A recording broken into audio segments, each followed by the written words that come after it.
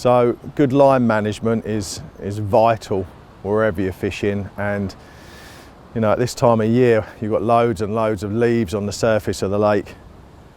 So it's vital that you take your time to gently press your line down through those leaves, make sure that it's cleared. Sometimes, you know, I might spend several minutes just sinking the line on one rod. I'll take the line in one hand around the fingers of my left hand and just apply a bit of tension. I've only got small leads on, so not a lot of tension, but just enough to push it down through those layers. And I'm not just waiting for the two V's to meet as the line breaks the surface tension. I'm trying to go beyond that and push it down through the layers, coax it down through the layers. If I had a big lead on, I'd be pushing it down more proactively, but I'm just coaxing it down, and I'll spend as long as I need to do this. Your rod should only go on the bite alarm when the line is fully sunk and pointing, this is important, directly where you've cast. So if you've got those big autumn winds, you've got a huge bow in your line, you need to spend the time to gently coax that bow out. And like I say, especially if you're fishing at range, that can take several minutes, but you need to do it. Only goes on the alarm when it's fully sunk and pointing directly where you've cast. Now we are fishing up against an obstacle, very close to some pads, and they need special consideration in their own right. I treat pads as snags, and when I've sunk this line, I'll show you how I do my bobbin and clutch setup for safe, responsible snag and pad fishing.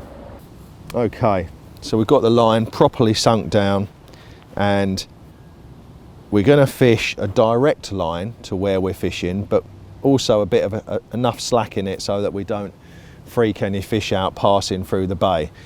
It's only enough slack for the drop of the bobbin. So I'm not paying off loads of slack, because obviously if you're fishing up against any kind of obstacle, you need quick registration.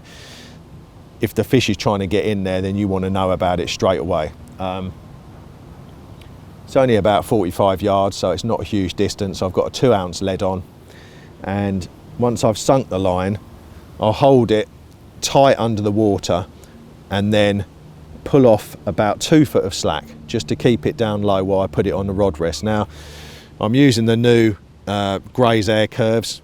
Been using these for a while. Sublime, beautiful blank. They have a very, very low diameter butt section, so I haven't got my very, very small grippy backrests with me. So when you're fishing up against any kind of obstacle, you have to fish locked up or very tight clutches.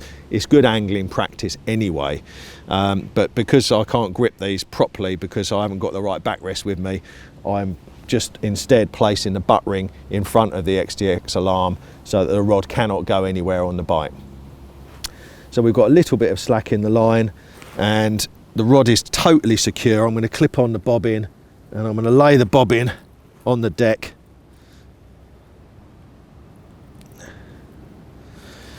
And then I'm going to put it up in the line clip. And now what you're going to get on the bite is a very, very fast paced movement of the bobbin up to the alarm, and then pretty much nothing, because at that point it's going to lock up. So that's another reason why I like a drop on the bobbin, because obviously if I have the bobbin at the top near the bite alarm, I might only get 1 or 2 bleeps. A windy night like we had last night, you need more than 1 or 2 bleeps, because otherwise you'd be up and down all night. You need to know when you've got a positive bite indication. So let's just move these twigs out of the way. So the alarms are set on full sensitivity, and if I get a bite, I'll get a succession of quick pace bleeps before the bobbin hits there and everything locks up and the fish can't go any further, and then it will swing out away from danger. Both of the fish that I had this morning, no danger, no problem at all. They were clear of the pads by the time I was on the rod, and that's how I fish against pads. Just as a side note, I don't tend to ever snag fish in terms of fishing up against woodwork, sunken trees and such like. I just find it too stressful for me and the carp. It's impossible to stop a fast moving carp, especially when you're bivvied back a long way. You know, if you've got overhanging branches. Here I've just got a few dying pad stems, so I haven't really got anything to worry about. But and if a fish did even get a couple of foot in there, you know, I'm going to be able to get it out without too much bother. But with actual proper snags, I would implore you to just fish them in the day. It's not safe to night fish any snag situation effectively and safely at night. So if you're going to snag fish, do it in the day. Fish it like this and you shouldn't have any problems. The rods are in, there's a few fish over there. Let's hope the carp god send us one more chance, that'd be nice.